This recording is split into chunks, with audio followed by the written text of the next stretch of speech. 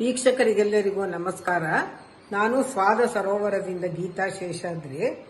ಈ ದಿವಸ ನಾನು ಕಡಲೆಕಾಯಿ ಉಂಡೆ ಮಾಡೋದು ಹೇಗೆ ಅಂತ ತೋರಿಸ್ತಾ ಇದ್ದೀನಿ. ಅದು ಕಡಲೆಕಾಯಿ ಬೆಳಗ್ಗೆನೆ ಹುರಿದು ಅದನ್ನ ಕ್ಲೀನಾಗಿ ಹೊಟ್ಟೆಲ್ಲ ತೆಗೆದು ಆರಿಸಿ ರೆಡಿ ಮಾಡಿ ಇಟ್ಕೊಂಡಿದ್ದೀನಿ. 2 ಬೌಲು ಕಡಲೆಕಾಯಿ ಬೀಜ ಫುಲ್ಲು ಆರಿಸಿ ರೆಡಿಯಾಗಿರುವಂಥದ್ದು ಕಡಲೆಕಾಯಿ ಬೀಜ, 1 ಬೌಲು ಭರ್ತಿ ಬೆಲ್ಲ, 2 ಉಂಡೆ ಬೆಲ್ಲ ತಗೊಂಡಿದ್ದೀನಿ, ಉಂಡೆ ದಪ್ಪದ ಉಂಡೆನ, ಬೆಲ್ಲ ಕರಗೋಕೆ ನೀರು, ಆಮೇಲೆ ಇದು ಎಲ್ಲ ಮಿಕ್ಸ್ ಮಾಡಾದ್ಮೇಲೆ ಒಂಚೂರು ಸ್ವಲ್ಪ ಏಲಕ್ಕಿ ಪುಡಿ, ಸಕ್ಕರೆ ಹಾಕಿ ಮಿಕ್ಸಿನಲ್ಲಿ ಪೌಡ್ರ್ ಮಾಡಿ ಇಟ್ಕೊಂಡಿದ್ದೀನಿ. ಕೊನೆಯಲ್ಲಿ ಸ್ವಲ್ಪ ತುಪ್ಪ.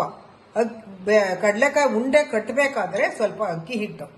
ಇವಾಗ ಹೇಗೆ ಮಾಡೋದು ಅಂತ ತೋರಿಸ್ತೀನಿ ಬನ್ನಿ. ಇವಾಗ ನೀರಿಗೆ ಬೆಲ್ಲ ಹಾಕಿ ಕರಗಿಸ್ತಾ ಇದ್ದೀನಿ, ಒಲೆ ಮೇಲೆ ಇಟ್ಟಿದ್ದೀನಿ. ಆನ್ ಮಾಡಿ.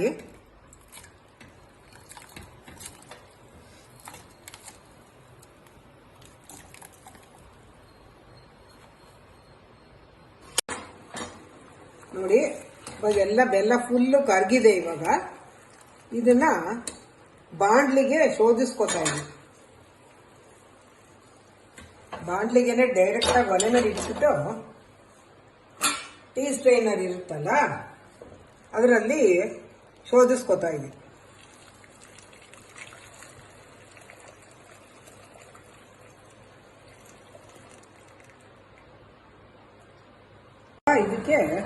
ಇದಕ್ಕೆ ಬೇಕಾದಷ್ಟು ಏಲಕ್ಕಿ ಪುಡಿ, ಸಕ್ಕರೆ ಮಿಕ್ಸ್ ಮಾಡಿ ಇಟ್ಕೊಂಡಿದ್ನಲ್ಲ ಅದನ್ನ ಇವಾಗ ಮಿಕ್ಸ್ ಮಾಡ್ತಾ ಇದ್ದೀನಿ.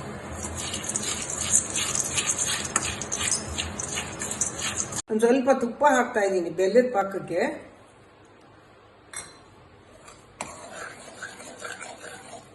ನೋಡಿ, ಈ ತರ ಹಾಕಿದ್ರೆ ಇದು ನಿಂತ್ಕೋಬೇಕು ಹಿಂಗೇನೆ.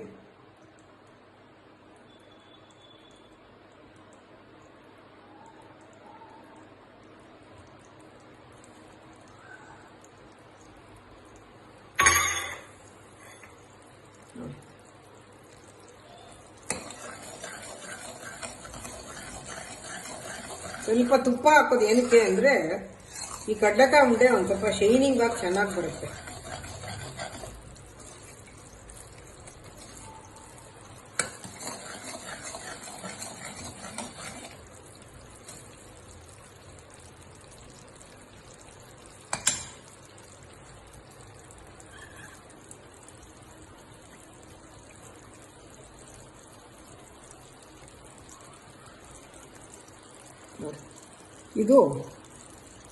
ಇದು ಉಂಡೆ ಪಾಕ ಅಂದ್ರೆ ಇದು ಈ ತರ ಬರಬೇಕು. ಇವಾಗ ಇದನ್ನ ಈ ಕಡಲೆಕಾಯಿ ಬೆರೆಸ್ಕೊಂಡಿರ್ತೀವಲ್ಲ, ಏಲಕ್ಕಿ ಪುಡಿ, ಚೂರು ಸಕ್ಕರೆ ಮಿಕ್ಸಿಗೆ ಹಾಕಿ ಪೌಡ್ರ್ ಮಾಡ್ಕೊಂಡಿರೋದು, ಅದಕ್ಕೆ ಒಂದು ಸ್ವಲ್ಪ ಹಾಕೋಬೇಕು. ಇದಕ್ಕೆ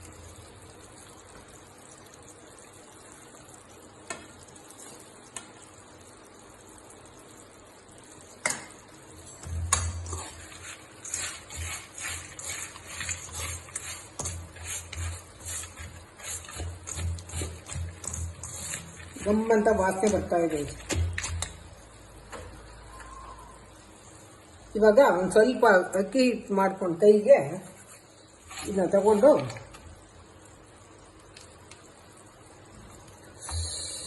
ಬಿಸಿ ಆಗುತ್ತಲ್ಲ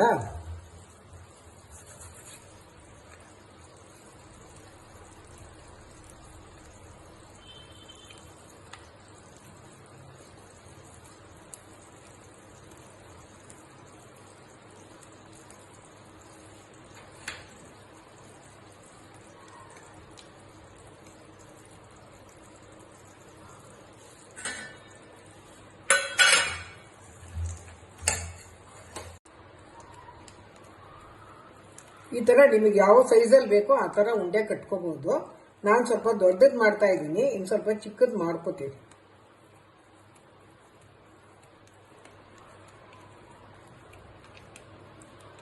ಇಷ್ಟೇ, ಇದೇನು ತುಂಬಾ ಏನು ಕಷ್ಟ ಇಲ್ಲ. ಕಡಲೆಕಾಯಿ ಬೀಜ ಹುರಿದು ರೆಡಿ ಮಾಡ್ಕೊಳ್ಳೋದು ಸ್ವಲ್ಪ ಟೈಮ್ ಆಗುತ್ತೆ. ನೋಡಿ, ಇವಾಗ ಆಯ್ತು ಕಡಲೆಕಾಯಿ ಉಂಡೆ. ಈ ತರ ಬೇಕಾದ್ರೆ ನೀವು ಹುರ್ಗಡ್ಲೆ, ಕೊಬ್ಬರಿನ ಸಣ್ಣ ಸಣ್ಣ ಪೀಸ್ ಮಾಡಿ ಕೂಡ ಇದಕ್ಕೆ ಎಳ್ಳು ಎಲ್ಲ ಮಿಕ್ಸ್ ಮಾಡಿ ಹಾಕೋಬಹುದು. ನಾನು ಬರೀ ಕಡಲೆಕಾಯಿ ಇರಲಿ ಅಂತ ಕಡಲೆಕಾಯಿ ಬೆಲ್ಲ ಮಾತ್ರ ಇದೆ. ಅದಕ್ಕೆ ನೀವು ಬೇಕಾದ್ರೆ ಹುರುಗಡ್ಲೆ, ಎಳ್ಳು, ಕೊಬ್ಬರಿ, ಎಳ್ಳು ಹುರಿದ್ಬಿಟ್ಟು ಹಾಕಬೇಕು. ಎಲ್ಲ ಮಿಕ್ಸ್ ಮಾಡಿ ಇದೇ ತರ ಉಂಡೆ ಮಾಡ್ಕೊಂಡ್ರೆ ಅದು ಚೆನ್ನಾಗಿರುತ್ತೆ. ಇದು ಚೆನ್ನಾಗಿರುತ್ತೆ ಅಂತ ಬರೀ ಕಡಲೆಕಾಯಿ ಹಾಕಿ ಮಾಡಿದ್ದೀನಿ. ಈ ತರ ನೀವು ಮಾಡ್ಕೋಬಹುದು. ಖಂಡಿತ ಮಾಡ್ಕೊಳ್ಳಿ ವೀಕ್ಷಕರು, ಸ್ವಾದಿಸಿ ದೇವ್ರ ನೈವೇದ್ಯ ಮಾಡಿ ಇವಾಗ ಸ್ವೀಕರಿಸಬಹುದು. ಚೆನ್ನಾಗಿರುತ್ತೆ, ನೀವು ಮಾಡಿ. Thank you. ಇನ್ನೊಂದು ವಿಡಿಯೋನಲ್ಲಿ ನೆಕ್ಸ್ಟ್ ಮೀಟ್ ಆಗೋಣ.